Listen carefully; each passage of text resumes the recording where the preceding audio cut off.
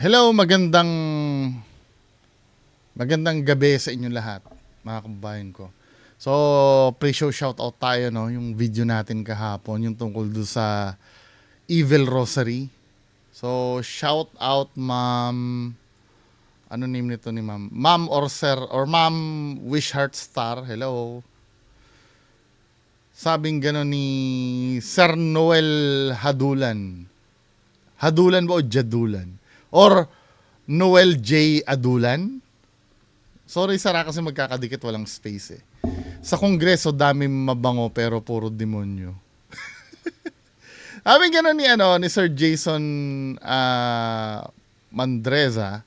Good day, pasintabi lang po sa mga kapatid na Katoliko. Meron din po bang banal na rosary? Pasensya na po pero sa pagkakaalam ko hindi naman biblical ang ganyan, ang mga ganyan. Pagkakaalam ko, ang mga ginagawa ng tao at hinulma ng kamay ng tao na pang Diyos na hindi nakasulat sa Bible ay hindi talaga para sa Diyos. 'Di ba? Isa siyang dogma. When you say dogma, 'di ba, parang aral ito na wala namang basihan. Katulad ng ng purgatorio, 'di ba? Hindi, sa akin kasi yung nire-react ko kagabi, inayon ko lang naman sa pananampalataya ng Katoliko 'yun, 'di ba? Kasi once na nag-Bible na naman tayo, 'di ba? Maraming tututol, sasabihin interpretasyon mo 'yan, bla bla bla bla bla, 'di ba? Kaya pinagpalagay na natin, kumbaga gagamitin natin yung lohika nila sa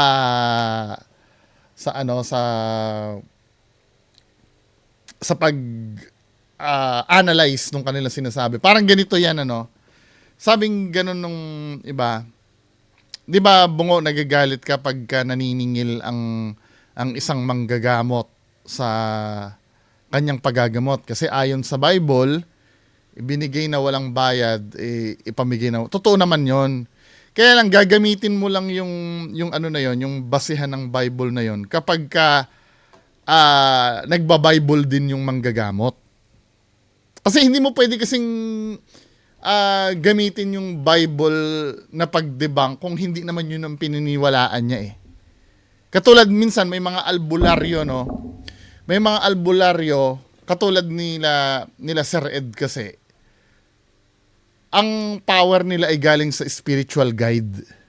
Daw. Yung spiritual guide na yon, hindi naman sa Bible galing yun eh. May ibang paniniwala yon. Kaya hindi mo pwedeng gamitin ang Bible doon. Pero kapag ang manggagamot, nagkiklaim siya na ito ay binigay sa akin ni Hesus Kristo. Ito ay binigay sa akin ng Diyos Ama. Kinakausap ako ng Diyos Ama. 'Di ba?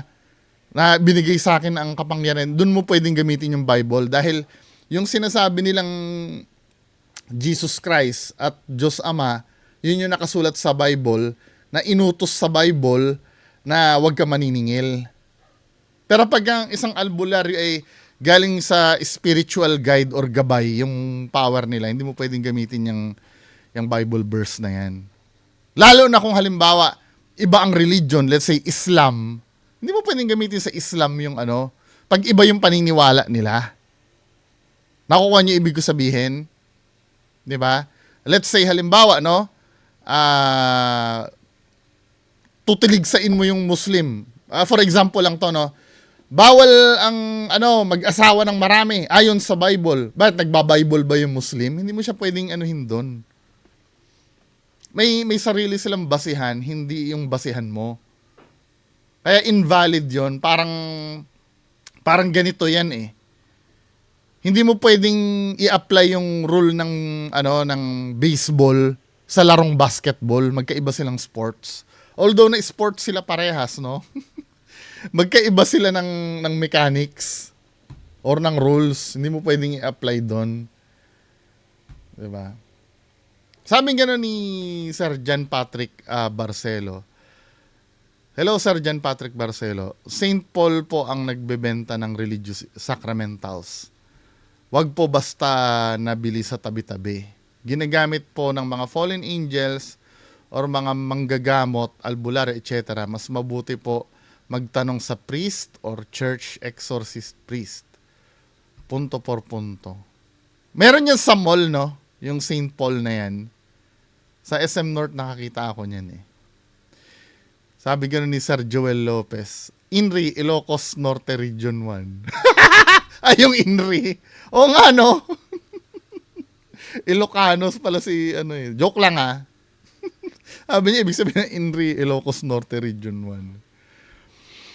Sabi ni Atchak Pogi, Sir, iba naman yung politiko na nagnanakaw sa kaba ng bayan kasi may demonyo na kasi sila kaya wa-effect sa kanila tablan ng masama.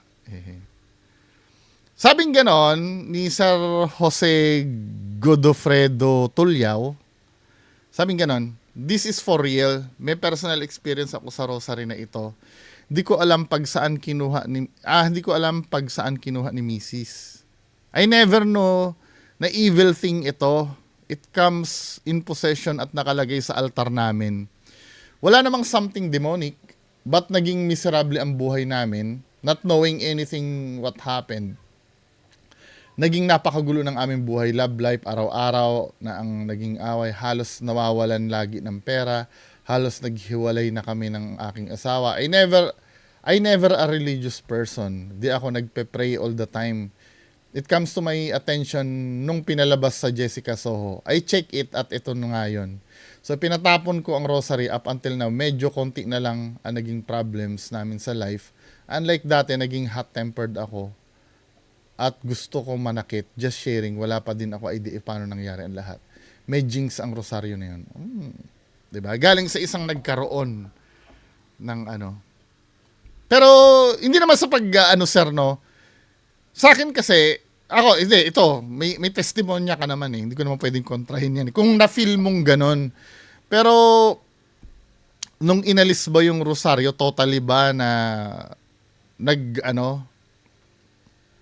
nawala lahat? Pero ayon dito sa kwento mo, meron pa rin eh. 'Di ba? Actually, kahit wala namang rosary na ganyan, pwedeng mangyari sa ibang pamilya yan eh. Kaya sometimes sinasabi ko confirmation bias kasi kailangang parang ganito yan bibigyan ko ng example. Nangyayari sa akin to madalas. Yung merong kasing yung ka-office mate ko may sinasabi na isang restaurant na masarap daw. Masarap daw siya sa Ongpin. Nagtatrabaho ako sa sa Robinson Supermarket 168. Malapit lang yun doon. Masarap daw doon kainan, masarap. Lalong orderin ko daw yung ganito. Nakalimutan ko na, bola-bola dulce yata yung Yung basta Chinese food yun eh. Orderin ko daw tong ganito. Kaya lang daw mahal. 'Di ba? Mahal. Now, nung pumunta ako sa restaurant na ganon, in-order ko yung sinasabi sa akin ng ka-office mate ko. Ang isang serving nun ay 800 pesos yata. 'Di ba? Pero konti lang siya. Nung kinain ko, hindi masarap. Hindi talaga siya masarap. Pero dahil, alam mo yun, dahil mahal yung pagkakabili ko, lulukuhin ko ang sarili ko na nasarapan ako. na kailangan masarap mahal ang bili ko eh. 'Di ba? Sometimes may ganon, aminin nyo. May mga ganon na nangyayari. Or kahit damit, nangyayari yan sa damit eh. Ang mahal-mahal ng damit, pero dahil mahal yung damit, kahit hindi bagay sa'yo, pipilitin mo maging maganda para sa'yo eh. 'Di ba? Or dahil 'di ba? Ano ba ibig ko sabihin? Minsan kasi nandun yung confirmation bias na tinatawag. Kailangang katulad nito ni Sir hindi ko naman kilala si Sir. Pwede naman totoo kasi sinasabi niya. Pero ang confirm dito kasi medyo konti na lang daw. May nararanasan pa rin siyang problems kahit nawala na yung rosary. 'Di ba? Yung pagiging medyo konti na lang siguro dahil psychological dahil wala na yung rosary, hindi na ganoon kabigat yung dapat mong maramdaman. Parang kinokondisyon mo yung utak mo na dapat hindi na ako masyadong mamroblema kasi wala na yung rosary. Anyway, no, hindi natin alam. Malay mo, meron naman talagang ano. Pero for me kasi, pwedeng ganun din ang mangyari.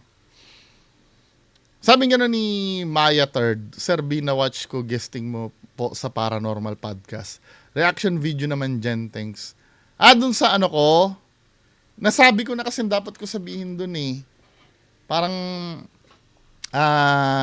hindi ko na aanuhin yung, re-reaction ko yung sarili ko. Tsaka ano ma'am yun, ang haba nun eh. Ilang oras yun eh. Di ba? Kung ano po yung nasabi ko dun yun na. Sabi gano'n ni Sir Paul Michael Gonzalez, hello sir, magiging kasalanan lang isang bagay kung ginawa mo. Sabi niya.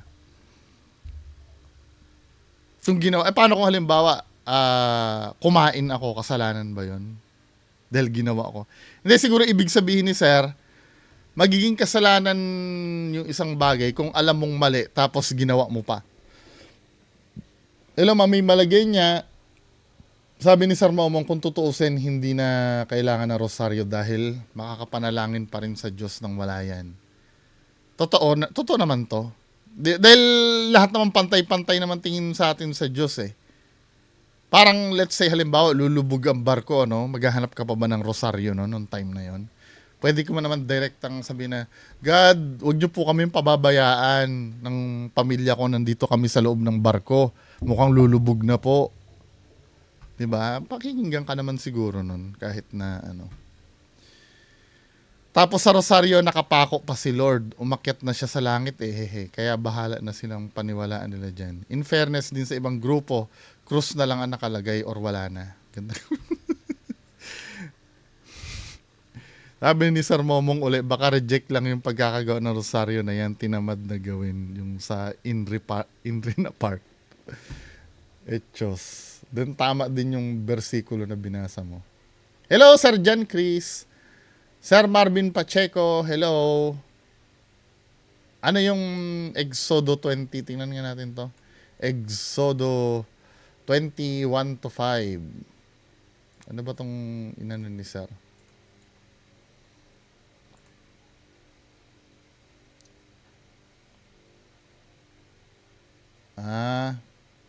Ako si Yahweh ang inyong Diyos, 10 utos.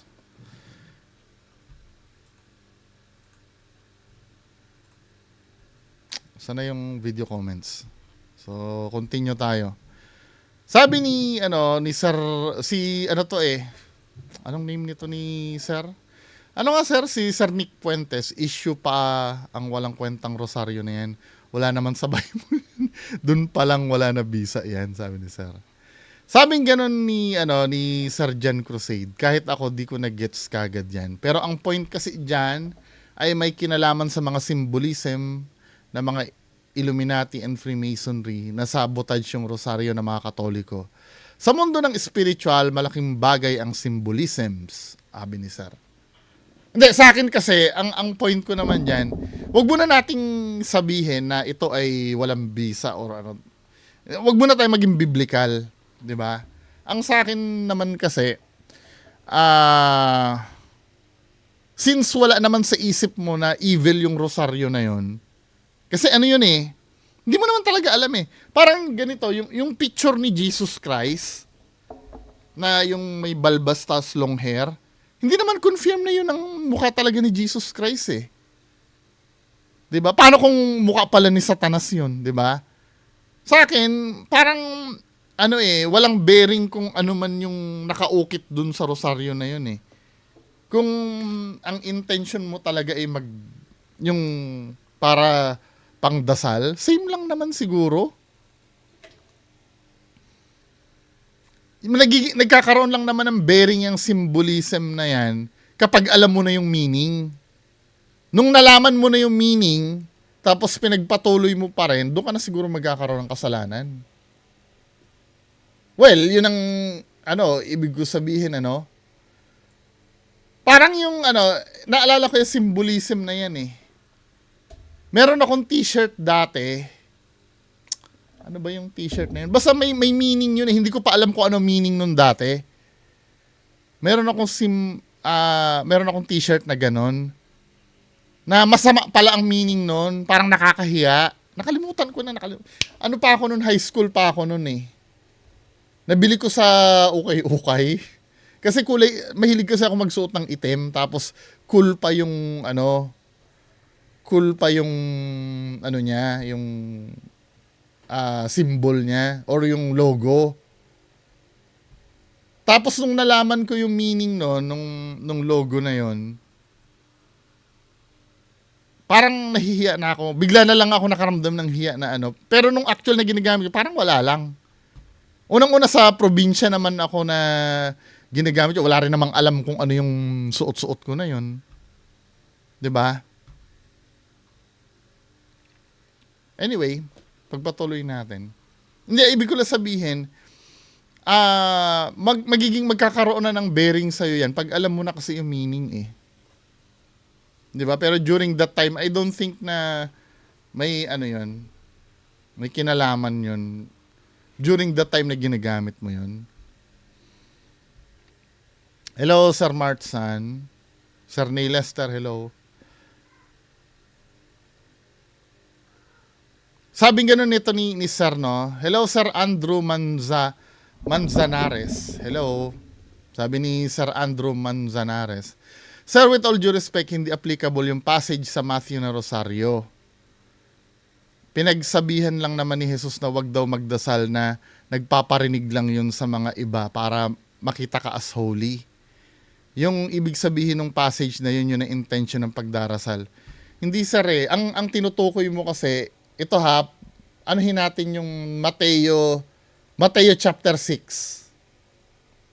Basahin natin, no? Kasi ang sabi ni sir, hindi daw applicable sa rosary yun kasi ang tinutukoy doon, yung pagiging pagpapaimbabaw ba. Pero ayon dito kasi, iba kasi, buo kasi yung konteksto eh. Dito tayo mag-start sa Mateo 6:5, no? Ang sabi dito, ito yung sinasabi ni sir. Kapag mananalangin kayo, huwag kayong tumulad sa ibang mapagpakunwari. 'Di ba? Yung mga banal-banalan. Mahilig silang manalangin ng nakatayo. Ang sinisita dito, yung pagiging KSP mo magdasal, yung nakatayo sila na, yung para makita ng tao na holy sila. Ito yung kasi yung sinisita dito. 'Di ba? Kaya sila sinisita kasi mapagkunwari sila. Yung pagdadasal nila nakatayo sa mga sinagoga at sa mga kanto upang makita daw ng tao. Kasi yun lang naman ang goal nila eh. Makita ng tao. Tandaan nyo, tinanggap na nila kanilang gantimpala. Ngunit kung mananalangin ka, pumasok ka sa iyong silid at isara mo ang pinto, saka ka manalangin sa iyong ama na hindi mo... Dito yon, Mateo 6:5-6 yung sinasabi ni sir. Yung pagiging holy. Ngayon, pagdating kasi dito sa 7, ibang konteksto naman na to. Sa pananalangin nyo ay huwag kayong gagamit ng salitang walang kabuluhan. Maraming salitang walang kabuluhan, gaya ng sinasabi ng mga hentil. Bakit? Bakit wag tayong gagamit ng Kasi nga ang purpose, iniisip nila na saan ba 'yon? Dahil ang akala nila ay pakikinggan sila ng Diyos. Hindi naman sinasabi dito na para maging banal sila eh. Akala lang kasi nila pakikinggan sila ng Diyos pag paulit-ulit yung dasal nila. Ibang context nito dun sa Mateo 6:5. 'Di ba? Dito sa Mateo 6:5, ito yung sinasabi mo, sir, na para maging holy lang sila. 'Di ba? Kaya ang sagot ko, malinaw naman ang nakasulat ka ako, walang kabuluhang paulit-ulit. Tapos hindi naman para makita as holy 'yon. Kasi iniisip kasi nila makikinig sila, no? Pakikinggan sila ng Diyos. Dahil kumbaga parang ang tingin nila parang bingi ang Diyos na kailangan mayat maya, hoy God yung ko Hoy God, yung ko parang bingi ba ang Diyos sa panalangin mo? Kaya kailangan paulit-ulit ang sabihin mo. Yun. 'Di ba? Sabi gano'n ni Sir Julian Lacyan, Bongs, yun ang kasalanan, retokehin ang salita na nakasulat sa Bible, long hair na pare, boom. Sabi ni Sir GC719, kahit ano pa yan, talagang hindi naman dapat gamitin yan kasi wala naman yan sa Bible. Yan, Katoliko lang ang gumawa niyan.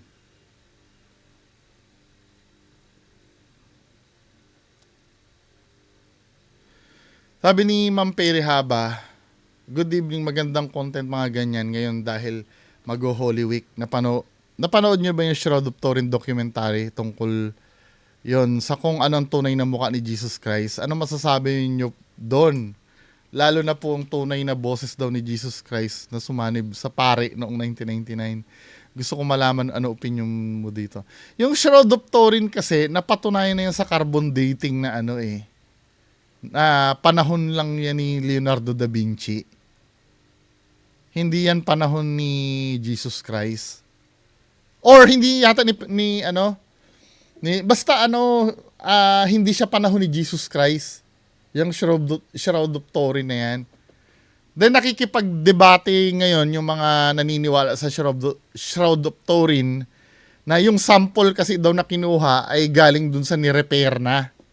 Hindi dun sa original. 'Di ba? Tapos yung boses daw ni Jesus na sumasanib sa pare noong 1999. Hindi ako naniniwala diyan sa dito na magsasaboses ka kasi kapag sumanib sa'yo ang isang espiritu, ang gagamitin kasi niyan yung katawan mo. Dahil katawan mo ang gagamitin niyan, vocal cords mo ang gagamitin niyan.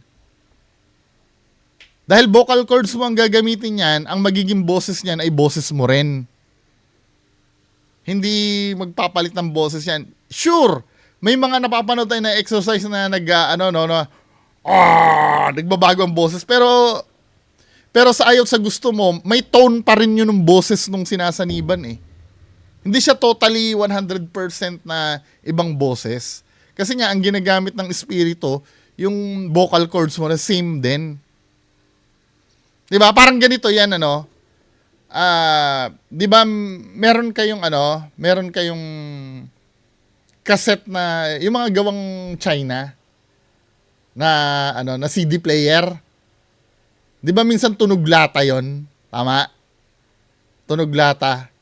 Kahit na palitan mo ng CD yon, iba yung tumutugtog, tunog lata pa rin. Kasi nga, ang gagamitin na speaker, yung speaker nung made in China na na hindi mo may expect na mumurahing stereo pagka high-end na CD yung nilagay mo sa loob, magiging kasing tunog na ng JBL speaker. Hindi. Kung tunog lata yung speaker mo, kahit anong i-play mo doon, tunog lata. Kasi yung component nun ay hindi na mababago ng kahit anong... Parang sa atin, kung ganito ang boses ko, yung sasanib sa akin, ganito pa rin dapat ang boses. Pwedeng matinis, pwedeng mababa, pero same yung tone ng boses ko, ganun pa rin. Next, sabi ni Sir Julian Lacyan, Bungs, paano yung taong putukin kung maakusahan kampuni ng kadiliman? Hindi. Oo nga, Hindi, kadalasan daw ang amoy niyan parang yung sinasabi na masangsang na amoy, asopre eh.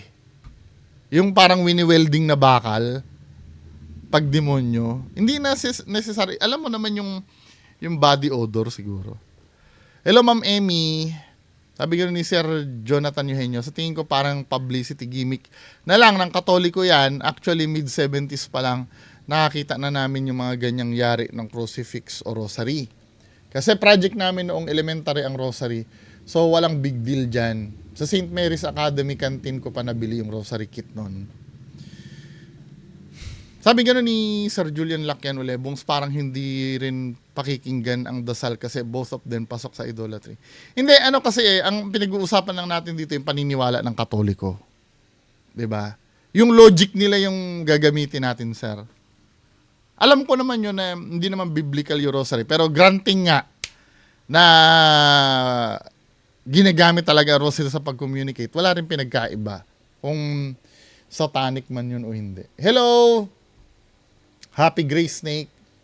What up, Boss B? Kaabang-abang yung footprints investigation mo. Nag-gather pa ako para sa chapter 2. Ang gusto kong chapter 2 yung pwede yung imbestigahan na.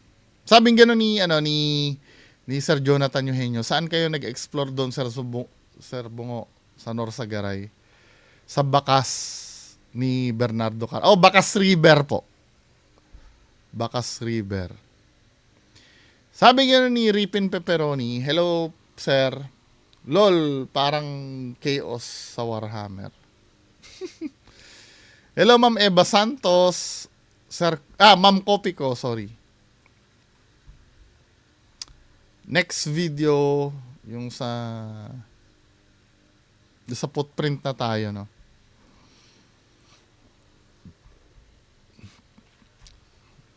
Hello, Braille Joban Gamyaw. Kamusta na? Sabi gano'n ni Sir Tata Mosquera. Boss BD ako sang-ayon sa isang nag-comment dito. Sabi sinadya daw. Ito yung footprints, no? Sabi niya sinadya daw. Sasadyain nililinis nga ng mall bago umalis or umuwi ang employee. Ako naranasan ko na din yan. Kasi naman gumagawa sa gabi sa mall, contractor naman kami na mga signage. Pag nagfo-fall out kami ng signage, may nakita kami na ganyan, pinunasan namin ng barkada ko, ginamitan pa namin ng chloroform, matanggal naman siya. Tapos nung bumalik kami, kinagabihan, meron naman. Pero di dun mismo sa unahan namin, kundi di na lang namin inulit ni Punas, kinilabutan na ako. Di ko ma-explain na ba't 6 na daliri yung masasabi mong sadya. Pero kung iisipin mo, di ba, nililinis nga bago umuwi, ba't mo dudumihan?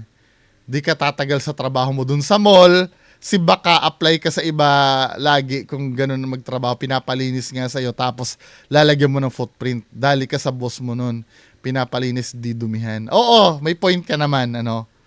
May point. Yung mga nagsasabing, hindi ko naman masisi yun. Ako, tinuturo ko din naman kasi na maging skeptic.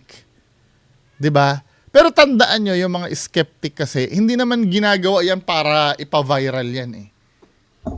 Hindi naman madalas ma-viral yung mga footprint na yan. Hindi sana nag-trending na yan na footprint challenge, 'di ba? Hindi sila... Ako, magiging bias man ako, no? Kasi naranasan ko kasi yan eh. Magiging bias na ako. Sige. Hindi siya sinadya. Well, itong paniniwala ko dyan, pwede nyo itong basagin anytime. Basta presentahan nyo ako ng explanation na hindi babangga dun sa mga naranasan ko. Diba?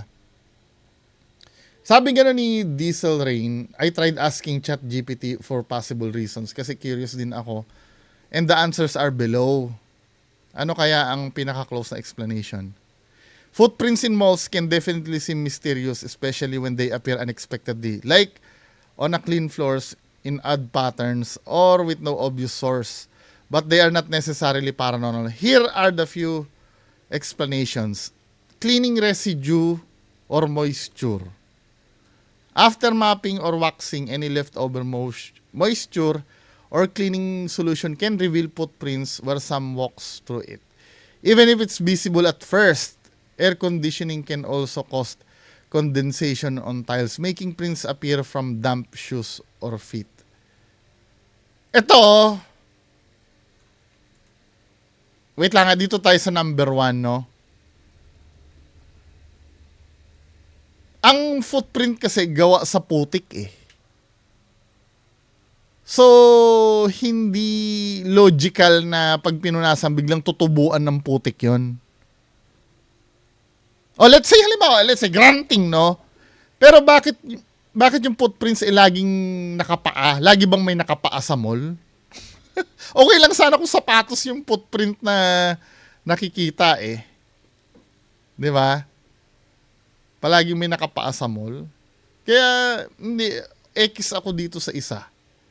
Kasi kung ganyan yan, kung cleaning residue yan sa mall, no? Madalas dapat mangyari yan. Tsaka, dun sa same lugar kung saan mo pinunasan, dun pa rin siya tutubo. Eh, paiba-iba siya ng pwesto, men eh. X ako dito, hindi ako... Number 2 naman, security or maintenance staff. Sometimes, security or janitorial staff move through areas before the mall opens or after closing.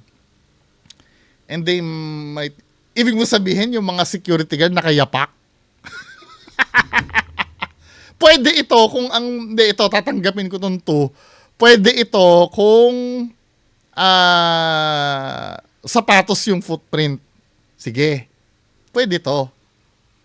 Marketing or design. In some cases, footprints are deliberately placed as part of mall's design or for marketing. Like, hindi eh. Galing ako sa mall management eh. Hindi eh. X itong 3. Animal, no. Hindi. Tao yung footprint eh. Number 5, paranormal. Appear suddenly without a personal present. Appear with... Ito, yung sa cold spot, hindi ko naman, kasi, syempre, pag busy ka sa mall, hindi mo na mapapansin yan eh. Pero number 5 lang ang natitira. Pero sa mga ibang explanations nito, as ako na nagtrabaho sa mall, kaya strong ako sa sinasabi ko kasi nagtrabaho ako sa mall eh. Hindi pasok itong 1 to 4. Message kita, sir.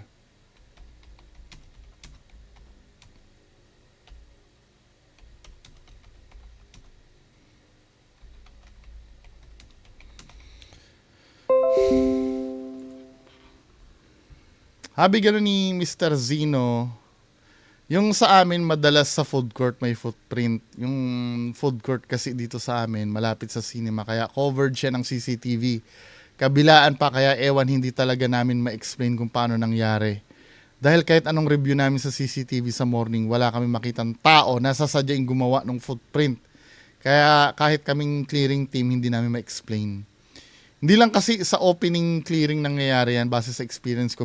Kabilang sa clearing team, kahit sa closing clearing team after mag-uwian ng mga housekeeping, mag-start ng closing clearing, nagugulat na lang kami, may footprint sa dadaanan namin. Hindi ko pa naman naranasan to. Madalas ko naranasan yung pag-opening ng store. Kaya nagdo-double check pa kami sa clearing at nagba-back view pa kami sa CCTV para lang makasiguro na wala talagang tao sa loob bago kami mag-start or kung ginawa lang ba yon ng housekeeping.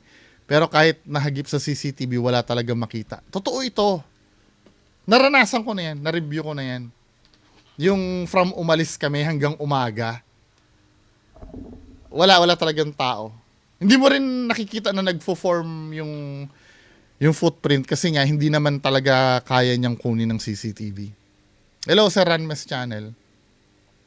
Sabing gano'n ni Jerry TV, boss, try mo kayang dalhin dyan sa bahay mo yung footprint na kinapit mo sa bond paper. Wala na eh. Naiwan ko na yung sa Valenzuela eh. Kinumpile ko yung dati. Nung nag-resign ako, hindi ko na rin nadala. Naiwan ko lang yun doon. Nasa drawer yun eh. I don't know kung tinapon na nila yun or ano. Kasi sa tingin ko, kapag nakakaiwan sila ng energy sa isang lugar, parang magiging portal nila. Yun nga lang, makakasama mo. Kapag putik, hindi. Sabi nga rin ni Sir Ed daw, hindi siya multo pagka ganyan.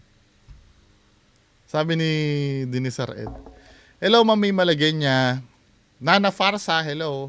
O baka po pag sa clearing or paglilinis po, sa mga machine na ginagamit, may mga naiwang itim-itim po na mark. Malabo, Ma'am Nana Farsa eh. Iiwan ng cleaning tools. Kaya nga mo nga lilinisin dahil i-inspectionin yun eh. Hindi mo afford na may maiwan. Sabi ni Zark Ferrer, baka kasi madaming salamin sa mall na nakatapat sa pinto, Boss Bongo. Ewan lang, portal daw pag ganun, di ba? Hello, Sir GC719. Sabi ni Ma'am Copy ko, baka mamaya tao talaga yung footprints na yan. Hindi, Ma'am eh. For now. Open pa naman ako for debunking. Pero hanggat hindi siya sumuswak dun sa mga naranasan ko, hindi ko matatanggap yung explanation. Kasi yung sinasabi na tao lang yon, kasi nasaksihan ko talaga eh. Na ano ko yung CCTV eh. Yung nag-clearing kami, tsaka ano. 'Di ba? Nagbili naman ako pagka halimbawa may CCTV. Ngayon, depende na lang kung kasundo ko yung admin kasi ayaw nila mag-release ng CCTV footage kapag hindi walang court order. Kaya nga sayang nga kung makukuha ko man lang yung dati. Kasi tagal na yun, 2014 pa yata yun. On time na yun. Sabi ganun ni Comic PH, maganda yung paliwanag mo, Bungo TV. Isa sa mga problema is hindi yung nasa flooring. Isa pang problema is hindi lang yung nasa flooring. Paano yung footprint na nasa dingding, di ba? Ang hirap nun kung pepekein. Ito ang maganda, yung open pa rin madibang kung paano nangyari yung footprints na yan sa mga establishment. Hindi, tsaka, sir, yung pepekein mo na, I don't think may time yung mga tao na gumawa nun. Yung mga nandun, no? Kung customer naman ang gagawa nun, makikita ng mga tao yun dun eh. Kasi sa sobrang busy ng operation sa mall, I don't think na may mag-aaksaya ng panahon na mameke ng ganyan. Hello, Sir GC719. Ma'am, copy ko. Waiting din ako sa explanation about just sa footprints. Meron din kasi sa building na pinagtatrabahuhan ko. Hindi rin namin maintindihan kung paano nagkaroon. Sabi ko, saan yun, sir? Pwedeng puntahan. Di ba? Hindi lang sa isang mall nangyayari yan. 'Di ba? At kalimitan ng mga nagko-comment sa amin, hindi naman nila pinapa-viral sa social media yan eh. 'Di ba? Anyway, mga kababayan ko, so proceed tayo 10:00 mamaya dun sa ating main content. Magandang gabi po sa inyong lahat.